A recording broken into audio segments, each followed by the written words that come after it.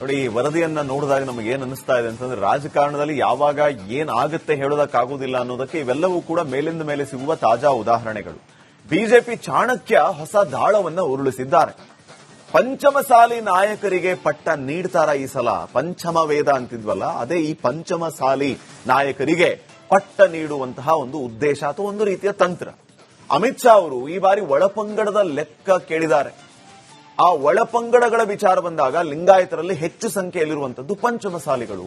ಹಾಗಿದ್ರೆ ಪಂಚಮಸಾಲಿ ಸಮುದಾಯಕ್ಕೆ ಈ ಸಾರಿ ರಾಜ್ಯಾಧ್ಯಕ್ಷ ಪಟ್ಟವನ್ನ ಕೊಟ್ಟು ಬಿಡೋದು ಅನ್ನುವಂಥ ಲೆಕ್ಕಾಚಾರ ಈಗ ದಿಲ್ಲಿ ಲೆವೆಲ್ ಅಲ್ಲಿ ಆಗ್ತಾ ಇದೆಯಂತೆ.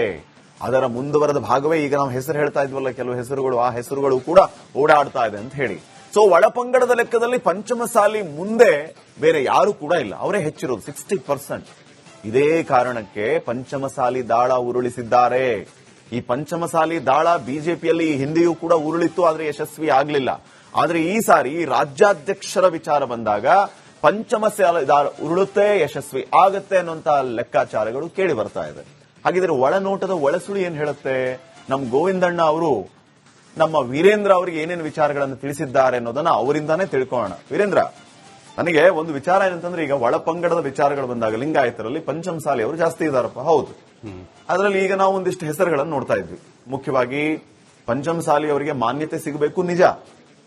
ಆ ಹೆಸರುಗಳನ್ನು ನೋಡಿದಾಗ ಅರವಿಂದ್ ಬೆಲ್ಲದವರ ಹೆಸರಿದೆ, ನಿರಾಣಿ ಅವರ ಹೆಸರಿದೆ, ಸಿದ್ದು ಸೌದಿ ಅವರು ಕೂಡ ಇದ್ದಾರೆ.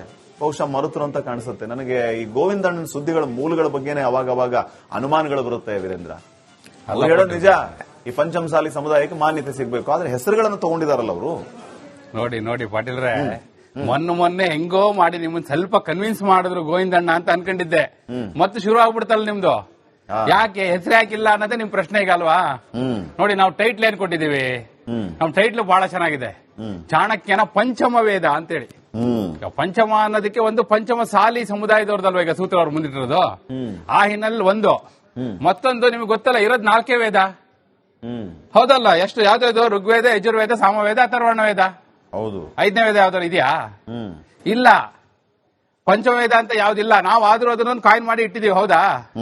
ಅದೇ ಇಲ್ಲದೆ ಇರೋದನ್ನ ನೀವು ಕೇಳ್ತೀರಿ ಅಂತ ಗೊತ್ತಿತ್ತು, ಅದಕ್ಕೆ ನಾವು ಪಂಚಮ ವೇದ ಅಂತ ಇಟ್ಟಿದ್ದು ಪಾಟೀಲ್ರೆ. ನನ್ನ ಪ್ರಶ್ನೆ ಏನಂತಂದ್ರೆ, ಅದೇ ಸಿದ್ದು ಸೌದಿಯವ್ರ ಹೆಸರಿಲ್ಲ ಯಾಕೆ ಅಂತ. ಕರೆಕ್ಟಾ? ಇಲ್ಲ, ಅದಕ್ಕೆ ಇನ್ನೊಂದು ಮುಂದುವರೆದ ಭಾಗಕ್ಕೆ ನನೀಗ ಸಿದ್ದು ಸೌದಿ ಅವರ ಹೆಸರು ಇಲ್ಲ ಅಲ್ಲಿ. ಹಂಗಿದ್ರೆ ಇಲ್ಲ ಅಂತಂದ್ರೆ ಅದು ಚರ್ಚೆನೇ ಆಗಿಲ್ಲ ಅಂತ ನೀವು ಹೇಳ್ತೀರಿ ಈಗ, ಕರೆಕ್ಟಾ? ಅಲ್ಲ ನೋಡಿ, ಸಿದ್ದು ಸೌದಿ ಹಾಗೂ ಯತ್ನಾಳ್ ನೋಡಿ ಏನ್ ಗೊತ್ತಾ, ಸಿದ್ದು ಸೌದಿ ಅವರು ಈಗ ನೀವು ಹೇಳ್ದಂಗೆ ಅವರು ಪಂಚಮಸಾಲಿ ನಿಜ, ಆದ್ರೆ ಅವ್ರ ಹೆಸರು ಚರ್ಚೆಗೆ ಬಂದಿಲ್ಲ ಅಂತ ಹೇಳಿ ಗೋವಿಂದಣ್ಣನ ಮೂಲಗಳು ಹೇಳ್ತಾ ಇರೋದು. ಇನ್ನೊಂದು ಬಹಳ ಮುಖ್ಯವಾದ ಹೆಸರನ್ನೇ ಮರಿತಾ ಇದ್ದೀರಿ ವೀರೇಂದ್ರ ನೀವು. ಹೇಳಿ. ಫೈರ್ ಬ್ರ್ಯಾಂಡ್ ಹಿಂದೂ ಹುಲಿ ಅಂತ ಕರೆಸ್ಕೊಳ್ಳೋ ಬಸನಗೌಡ ಪಾಟೀಲ್ ಯತ್ನಾಳ್ ಅವರನ್ನ ಮರಿತಾ ಇದೀರಲ್ಲ ನೀವು. ಅಲ್ಲ, ಯಾಕಂದ್ರೆ ನೀವು ಮರೆಯಲ್ಲ ಅಂತ ನಮಗೆ ಖಾತ್ರಿ ಇದೆಯಲ್ಲ, ಅದಕ್ಕೆ ನಾವು ಯಾಕೆ ಅಂತ ಹೇಳ್ತೀನಿ ಕೇಳಿ. ಅಂತ ಇನ್ನೊಂದು ವಿಚಾರ ನಾನು ತಿಳಿಸ್ತೀನಿ.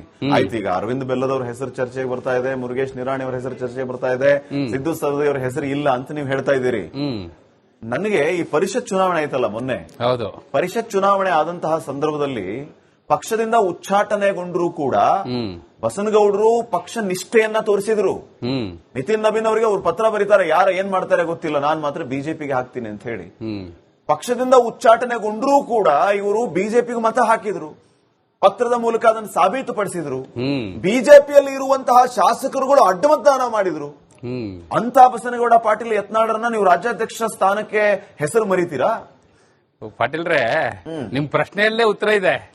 ಉತ್ತರ ನೀವು ಹೇಳ್ಬಿಟ್ಟಿದ್ದೀರಿ, ನಾನು ಸುಮ್ನೆ ಇನ್ನೊಂದ್ಸತಿ ಅದನ್ನ ರಿಪೀಟ್ ಮಾಡ್ತೀನಿ ಅಷ್ಟೇ. ನೀವೇನಂದ್ರಿ, ಉಚ್ಚಾಟನೆ ಆಗಿರುವ ಯತ್ನಾಳವರು ಬಿಜೆಪಿಗೆ ಮತ ಹಾಕಿದರು ಅಂತ. ಎಸ್, ಯು ಆರ್ ರೈಟ್, ಉಚ್ಚಾಟನೆ ಆಗಿದ್ದಾರೆ ಅವರು, ಈಗಲೂ ಉಚ್ಚಾಟನೆ ಆಗಿಯೇ ಇದ್ದಾರೆ. ಅವ್ರನ್ನ ಕರೆತರೋ ಪ್ರಯತ್ನ ಎಲ್ಲ ನಡೀತಿರ್ಬೋದು, ಆದ್ರೆ ಈಗಲೂ ನೀವು ಹೇಳಿದ್ರಲ್ಲ, ಉಚ್ಚಾಟನೆ ಆಗಿರುವ ಪಾಟೀಲ್ರು ಯಾರು? ಬಸನಗೌಡ ಪಾಟೀಲ್ರು, ಉಚ್ಚಾಟನೆ ಆಗಿರೋ ಪಾಟೀಲ್ರು. ಹಿಂಗಾಗಿ ಆ ಪಾಟೀಲ್ರು ಇವಾಗ ಹೆಂಗ್ ರಾಜ್ಯಾಧ್ಯಕ್ಷ ಆಗ್ಲಿಕ್ಕೆ ಚರ್ಚೆಗೆ ಬರುತ್ತೆ? ಆ ಕಾರಣಕ್ಕಾಗಿ ಅವ್ರ ಹೆಸರು ಮುನ್ನೆಲೆಗೆ ಬಂದಿಲ್ಲ. ಹಿನ್ನೆಲೆಯಲ್ಲಿ ತೆರೆಮರೆಯಲ್ಲಿ ಈಗ ಗೋವಿಂದಣ್ಣವ್ರ ಸುದ್ದಿ ತರ್ತಾರಲ್ಲ, ಅಲ್ಲಿ ಒಂದ್ ವೇಳೆ ಬಂದಿದ್ರು ಅವ್ರ ಕಿವಿಗಿನ್ನೂ ಬಿದ್ದಿಲ್ಲ ಅನ್ನೋ ಹಿನ್ನೆಲೆಯಲ್ಲಿ ನೋಡಿ ನೀವು ಹೇಳಿದ್ರಿ, ಏನಂತ ಹೇಳಿದ್ರಿ, ಬಸನಗೌಡ ಪಾಟೀಲ್ರು ಉಚ್ಚಾಟನೆ ಆಗಿದ್ರು ಕೂಡ ಬಿಜೆಪಿಗೆ ಓಟ್ ಹಾಕಿದ್ರು ಅಂತ. ಅವ್ರು ಬರೀ ಬಿಜೆಪಿ ಓಟ್ ಹಾಕಿದ್ದು ಅಷ್ಟೇ ಅಲ್ಲ ಪಾಟೀಲ್ರೆ, ನಿತಿನ್ ನಬೀನ್ ಅವ್ರಿಗೆ ಪತ್ರ ಬರ್ದು ಏನಂದ್ರೆ ಗೊತ್ತಾ, ನಾ ಲಿಂಗರಾಜ್ ಪಾಟೀಲ್ರಿಗೆ ಓಟ್ ಹಾಕೋದು ಅಂದ್ರು. ಆ ಪತ್ರದಲ್ಲಿ ಲಿಂಗರಾಜ್ ಪಾಟೀಲ್ರಿಗೆ ನಾನು ಓಟು ಅಂತ ಬೇರೆ ಹಾಕಿದ್ರು ಅವರು ಅಂತ. ಅಂದ್ರೆ ಎಷ್ಟರ ಮಟ್ಟಿಗೆ ಪರ್ಟಿಕ್ಯುಲರ್ ಇದಾರೆ ನೋಡಿ ಅಂತ ಯತ್ನಾಳ್ರು.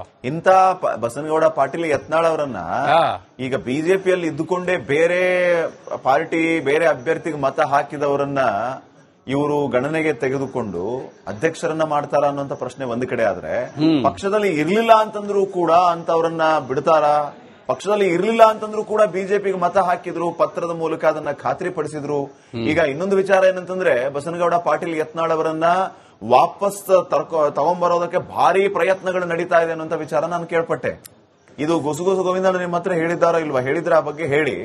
ಇನ್ನೊಂದು ವಿಚಾರ ಏನಂತಂದ್ರೆ ಮುಂದುವರೆದ ಭಾಗವಾಗಿ ಬಸನಗೌಡ ಪಾಟೀಲ್ ಯತ್ನಾಳ್ ಅವರನ್ನ ಬಿಜೆಪಿ ಪಾರ್ಟಿಗೆ ವಾಪಸ್ ತರಬೇಕು ಅಂತಂದ್ರೆ ಈ ಉಚ್ಚಾಟನೆಯನ್ನ ವಾಪಸ್ ತಗೋಬೇಕು ಮೊದಲು. ಆ ಉಚ್ಚಾಟನೆಯನ್ನು ವಾಪಸ್ ತಗೊಳ್ಳೋದ್ರ ಜೊತೆಗೆ ಅವರನ್ನ ವಾಪಸ್ ಕರ್ಕೊಂಡ್ ಬರೋದಕ್ಕೆ ಭಾರಿ ಪ್ರಯತ್ನಗಳಾಗ್ತಾ ಇದೆಯಂತೆ. ಆದ್ರೆ ವಿಜೇಂದ್ರ ಬಣ ಅದಕ್ಕೆ ವಿರೋಧ ಮಾಡ್ತಾ ಇದೆ, ತೆರೆಮರೆಯಲ್ಲಿ ಅವರನ್ನ ವಾಪಸ್ ತಗೊಂಡ್ ಬರೋದು ಬೇಡ ಅನ್ನುವಂತ ಪ್ರಯತ್ನಗಳು ಆಗ್ತಿದೆ ಅಂತ ಕೇಳ್ಪಟ್ಟೆ ನಾನು. ನೀವು ಕೇಳಿದ್ರೆ ಸರಿ ಇದೆ, ನೀವೇನ್ ಕೇಳಿದಿರಲ್ಲ 100ಕ್ಕೆ 100